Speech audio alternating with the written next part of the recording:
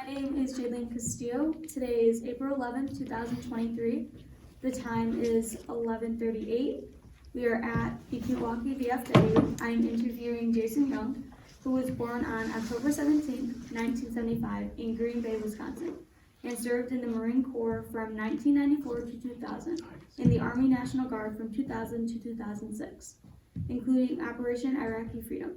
This interview is sponsored by the Bell Tower Memorial. What were you doing before you entered the Marines? I was in high school, so I graduated Waukesha South in '94. Spent 2 days before I went to boot camp in San Diego. Why did you choose the military and why the Marines? I had been going to the Marine Recruit Depot for since I was in middle school, so I kind of already knew the path I wanted to take. I had a lot of previous family that was involved with the military.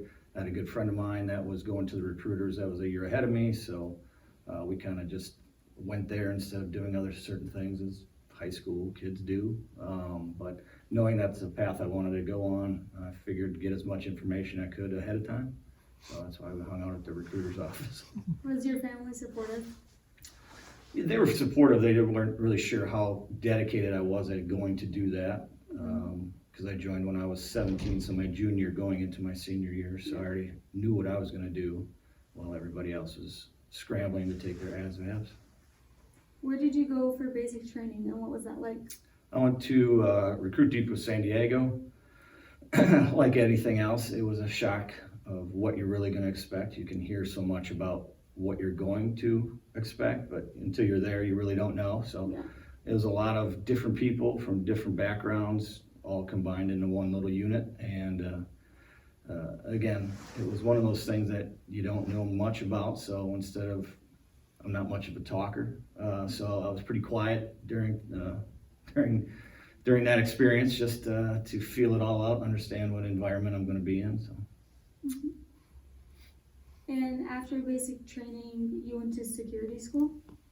After basic training, I went to I was artillery for a while before I went to security guard school in Quantico, Virginia. So a short stint back in Camp Pendleton, 11th Marines, and then to Quantico, Virginia for Marine Security Guard, MSG school. So did that. About a year after I had joined, I was already over in Virginia, so I started my time there. How was the schooling? Schooling's pretty intense. They want to weed out, like most schools, they want to weed out any problems you may have or just not a good fit for you. So there was a good attrition rate. We wound up probably dropping a little over half of our class throughout that time for various reasons. But it was intense. It was a lot of book work, a lot of practical application, a lot of seeing how you would act in different situations. So something a lot different than probably a typical 19, 20-year-old was used to doing. Mm-hmm. What did you do while in service in Guatemala City? So upon graduating MSG school, I went to Guatemala City in '96. Wound up being stationed there for about a year and a half. So a lot of the things that you learn while at MSG school, which is already set up like an embassy, you wind up applying what you've learned. So you work a lot with the State Department. You work with regional security officers for the State Department. So basically, you became the police of the embassy. So anything an embassy is on is considered U.S. soil. So you became the police, worrying about different situations as far as fire protection. You wound up worrying about securing top secret security documentation. You wound up counterintelligence and various other things, and securing the American people under that roof. How did you handle being away from home that much? It didn't bother me as much. I don't think that I was homesick like people get, but I had already, again, that's something that I wanted to do. So for me, it was a job. It wasn't me being plucked away out of school, going to college, coming back. I knew what I wanted to do, so I was able to get home maybe once a year or something like that. I figured take the time while you're gone and look at the country you're in, the people that you're with, become friends with them. So culturally, try to grow. And after Guatemala City, you went to Kazakhstan? Yep, went to Kazakhstan, spent about 2 years, a little over 2 years there. A much different atmosphere than Guatemala. Obviously, you're more towards Russia at that point. They had just kind of became we were the second detachment in there, so they just had kind of broken away from Russia. They became their own country. We wound up doing some, it was just a different atmosphere. It was more counterintelligence, more wondering why we were there. I think there's still a different aspect of why are Americans here, because I believe there's still ties back to the Russia as they broke off. So I think a lot of that just, it was a little bit of culture shock coming from a Guatemala or Central American country to something that was cold and had more weather like Wisconsin, I guess. Mm-hmm. How did the Marines shape you as an individual? Well, they definitely probably gave me the kick in the butt that I needed. Not that I was necessarily a bad person or a troubled kid or anything like that, but it installed it installed you a certain way to act towards others, the discipline, the accountability, all of that shapes yourself. I would consider that soft skills for kids coming out of school or anything like that. You know, where to be, did you bring the stuff you needed, are you on time, do you have the tools of the trade, all the things that we kind of look for now as employers for people joining your company. So a lot of that, they broke you down and brought you back up to learn what you needed to. Right after the Marines, what did you do? Right after the Marines, I went to Oshkosh, University of Oshkosh for a while. I played volleyball for Oshkosh. I don't think I did as much schooling as I probably should have at Oshkosh, just because I was 24 going to school with 17-year-olds, and the situation and where I was at did not have cohesiveness of what I was used to. So I was there for a little longer. Wound up coming back down to Milwaukee and finally graduating after a long period of time from the university, or Cardinal Stritch University, which may or not be in existence much longer. Was it different or difficult to come from the Marines into college life? Very different. Again, I was 24 dealing with 20, 30, 40, 50-year-old people from the State Department to somebody that just got out of high school and finally got away from their parents, finally got away from everything that they wanted to, or missing their parents or home life.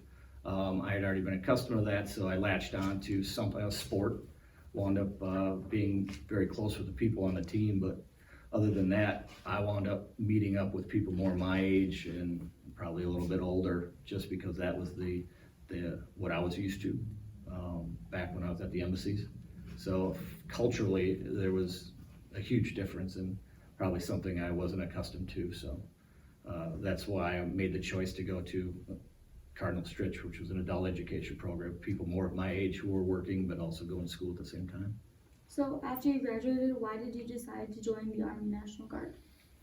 A lot of the transition sometimes happens because when I was active duty within the Marines, that's a federally funded program. To get out and join the Army National Guards, it's a state-funded program by which I was able to get reimbursed for college through the state, as well as collect on my GI Bill that I had from the federally funded while I was in the Marines. So it allowed me to make a little bit more money that way. I still enjoyed serving part-time with what I was doing, and it got me a little bit back in artillery, things of that I was used to a little bit more. But it also had the camaraderie and things of that you had while you were in the military. Was the training very different? Yeah, there really wasn't much training. I kind of just joined and then showed up on a weekend, and eventually got in the groove of everything. But it was definitely different from something that you were used to 24/7 to basically being a little weekend warrior type situation and serving on the weekends. But again, that whole transition from when we were called up to Iraq versus just working or I guess playing military on the weekends, there was quite a bit of transition from seeing a lot of those people who had not had that experience to having to serve full time. So I think it benefited me, obviously, because I had done it. Yeah. Did you have a preference between the Army National Guard and the Marines? I think my heart will always consider being in the Marines as what I wanted to do. The Army National Guard is I met some great people there, served with some great people, got to see some other places and experiences, but a lot of what I did, I really enjoyed being in the Marines because that's what I wanted to do. Yeah. What do you consider to be your most important contribution during your service?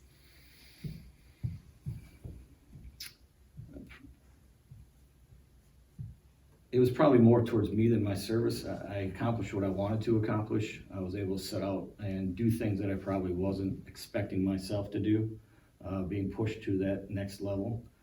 So it was more of a personal gain, as much as it, again, fighting for your country and serving for your country is obviously very high up, but it's also, when you achieve personal goals, you see self-accomplishment. So I think that was a big thing for me. Do you think you would be the person you are today without joining into the military? Probably not, because being in the military opened up different doors for me going through either education or going into the workplace. There was a lot of people that gave me chances just because I had those basic soft skills of showing up, doing what you're supposed to do, showing the initiative, holding accountability, things that people may not have as they enter the workforce. So, as I know, you helped with Hurricane Katrina after Mississippi. We had a brief period. We were down in Hattiesburg, Mississippi, when that was going on. It came through. We wound up cleaning up for maybe a day, but then we got back into our training, getting ready to go to Iraq. How was that like? There was always the jitters of, putting what you learned over the course of how many years into play, and going from a very green, lush area to a desert area. I mean, there's always that cultural change and where you're at, just a significant change. I think it took a little time to get used to, but again, I think as everything else does, your training kicks in and you've done it for so long, you start relying on the training that you got. Why were our armed forces in Operation Iraqi Freedom?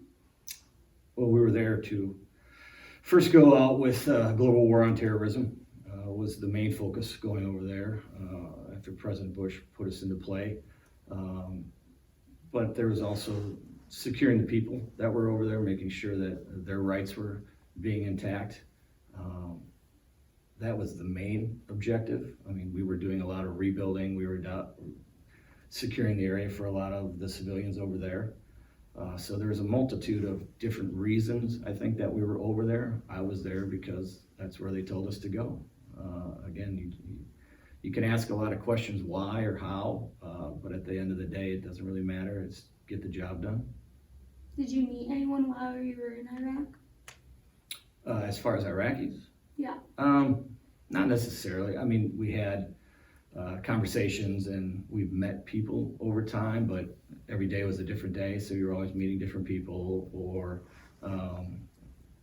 doing counterintelligence searches of people. But again, it was more to secure the area and work with different groups within the military. We had the privilege of joining a 5th and 10th Group Special Forces, so we got to see a lot more, I think, than maybe necessarily somebody who just sat in a guard tower. But for me, that was always the greatest experience of getting out there and doing what you were supposed to do and trained to do versus kind of sitting back and waiting for things to happen. Anytime you were in different places, was there any language barrier? Yeah, I mean, it's not like we learned very much of the Iraqi language or things like that. When people didn't, per se, do what we asked them to or whatever. Again, force always shows a little bit more, but there really was just a huge language barrier, and I don't think that necessarily anybody's really prepared to get into that situation. Mhm. Did you get to travel in Iraq? What was the weather like in the Middle East? So we first entered Saudi Arabia, which is what I would consider what everybody thinks is a huge desert, and that pretty much was it. But once we traveled up north to Iraq, there was actually greenery and shrubs, and they had a rainy type season over there. So, and they had cold weather. I mean, things got cool at night, but it also escalated to roughly around 130 degrees. And when you consider 100 degrees cool at night, obviously there's a difference. But again, it was night and day of what you really expected. You just kind of, again, relied on your training, do what you're supposed to do, and fall in place. How was your living situation?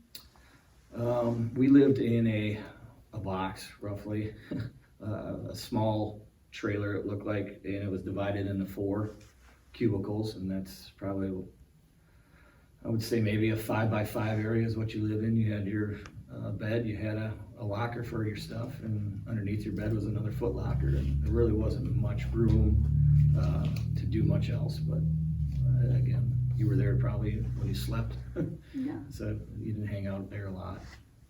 Yeah. Was it difficult?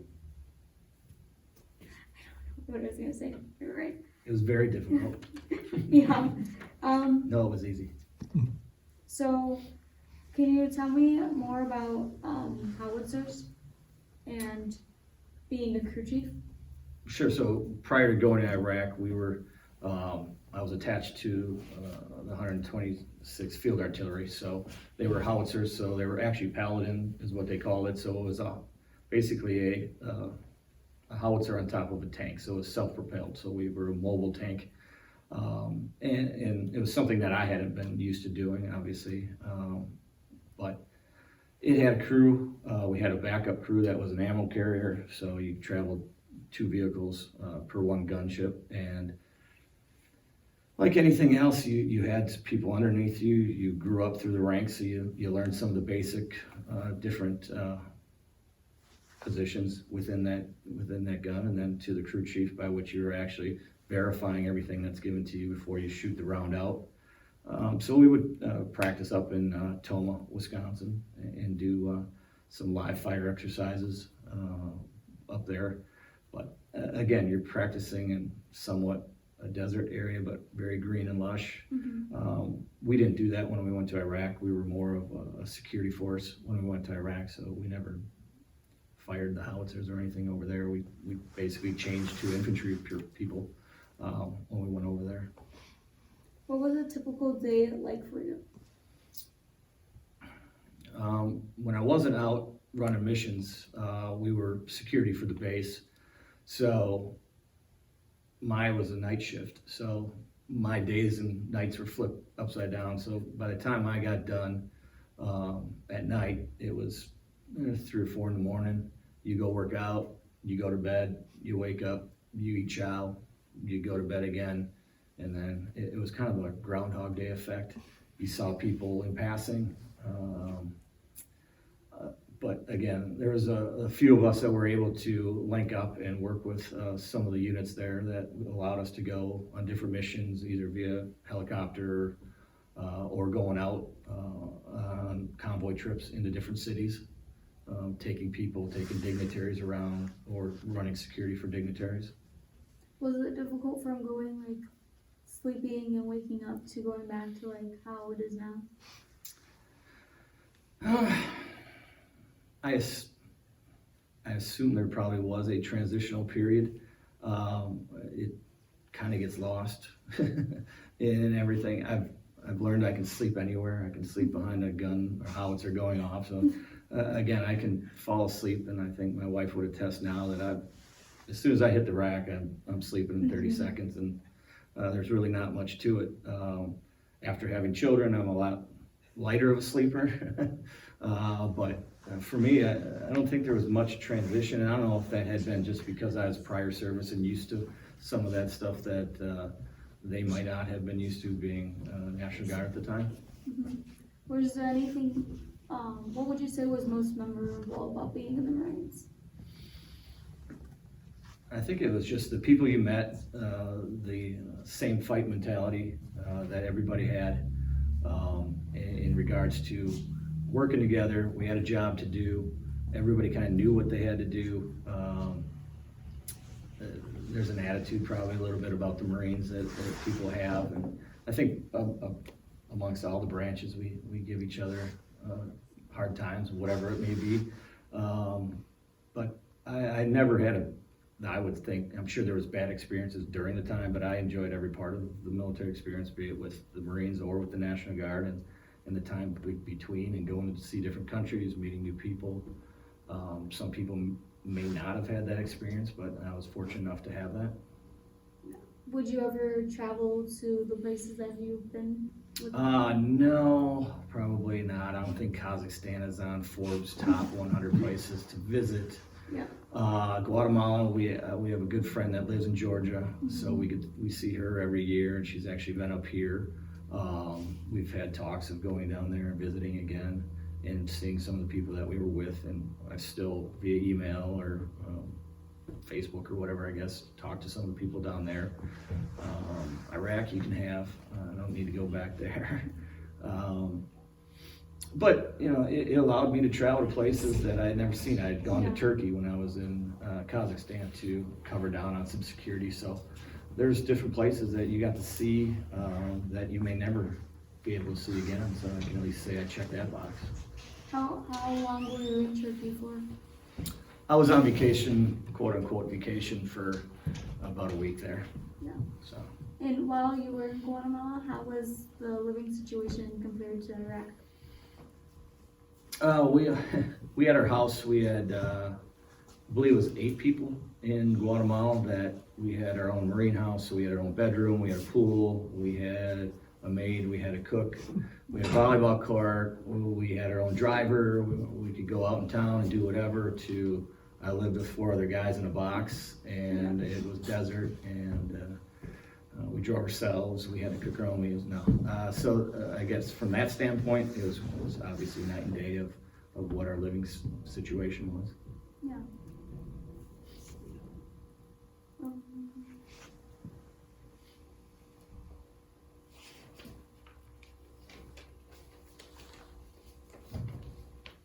So after you left the Army National Guard, what did you do?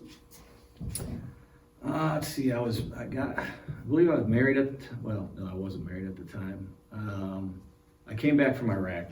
It was my end of service with the National Guard. So as soon as I got back, I was already done.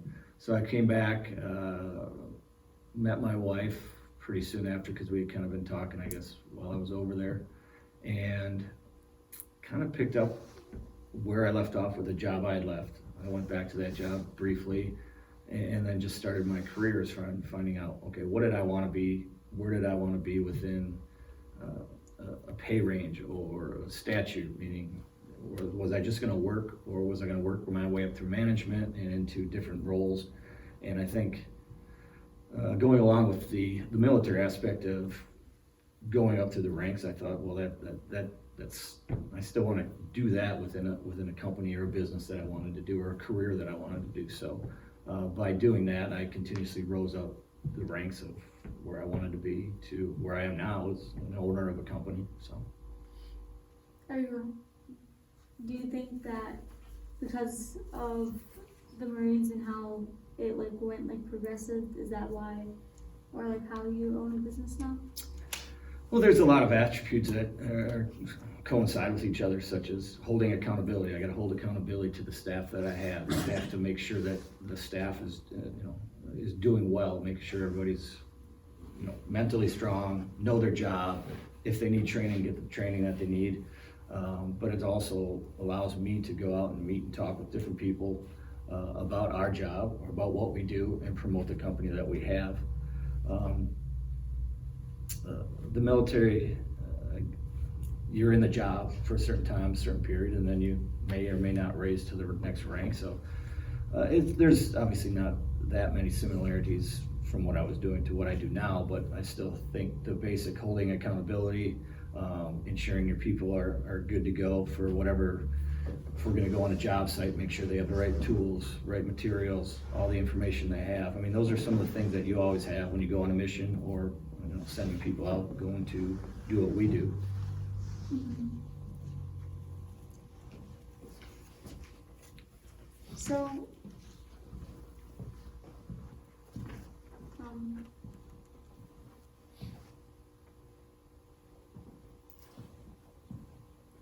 did you ever consider when you were picking like your branch, did you ever consider like Navy or anything after the meets? They were all in the same building, so as soon as they saw fresh meat walk through the door, they tried to catch anyway.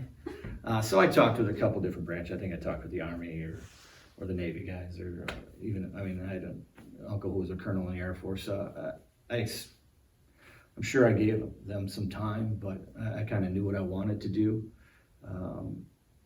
So I guess after effect was I was able to still join the Army National Guard and be part of what I would consider some of the Army aspects.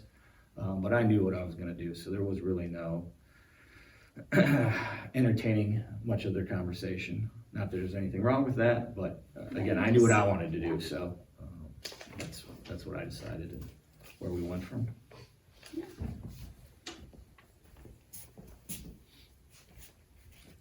Tell me about your business. So 3 Up Metalworks is a custom metal fabricating company located in Milwaukee. We do custom metal fabricating for food and beverage industry. We follow a lot of safety issues, so safety handrail, yellow handrail, stairs, ladders for buildings, commercial industrial buildings. And we also have a true one-off custom side design build of someone comes in with an idea, or maybe we have to reverse engineer something that had already been built, but they just don't make it anymore. That side of what we do, we'll design, build for those customers in the commercial industrial space. How did you come up to start your own business?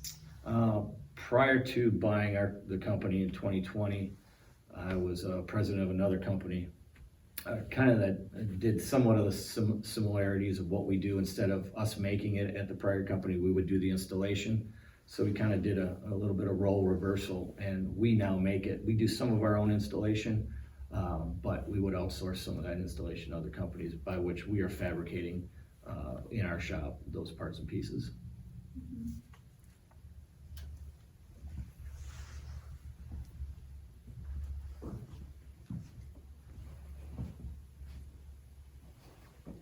So, and also like for our company, they call it 3 Up Metalworks. So 3 Up Metalworks has a chevron, the sergeant stripe. Yeah. So sergeant stripes, I was a sergeant in the Marines and also within the National Guard. So that's where I kind of came up with the name 3 Up, just like the chevron's facing up. So that was a little ode to the military experience and then starting the business that we did for 3 Up Metalworks.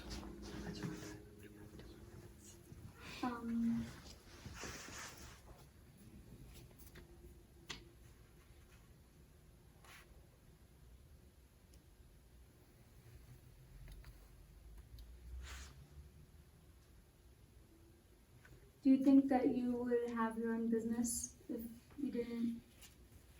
I don't know if I ever thought that eventually down the road I would, but I think as far as people who are ambitious and want to continue to climb, and maybe owning their own business isn't something, but maybe management, I just took it as a progression of what I wanted to do, and you want to achieve as high as you can achieve. Obviously there's different things in running a business versus the military that come into play, but I found that the next progression after being a president of a company for some time, the next part is ownership. So there's a whole different facet to owning versus being a president of someone else's company, to owning and then being the president, CEO, salesperson, and networking person for a company, a small business like we are. So I wear a lot of different hats, but I enjoy the stress, I enjoy the ups and downs, I enjoy the good days and the bad days, because everything is never the same. I don't know if I could ever do something I was just complacent and doing the same thing over and over. So do you think the military shaped you to who you are as a human being? Yeah, I would probably say that it had a firm kick in the butt of where we need to be as myself. Now, my family, my wife may say some other things sometimes, but or my family members. But again, as far as I'm concerned, and I think a lot of people would say it is what it is. If you get what you get with me, I mean, I'm pretty structured in the way I'm going to be and have been. So as far as that is, yeah, I would say that it molded me into what I am from what I was. Maybe a little more timid back when I was in high school, or not as aggressive or not as athletic or sportsy, to now, not that I'm very sportsy anymore, but being able to put your body and push your body through different situations and put yourself in different situations that probably weren't a normal day in the life of everybody else who might go to college or go to school. So, in closing, this has been an interview with Jason Young regarding his service in the Marine Corps and Army National Guard from 1994 to 2006. My name is Jade Castillo. The time is 12. Thank you for agreeing to this interview, and most importantly, thank you for your service. Appreciate you.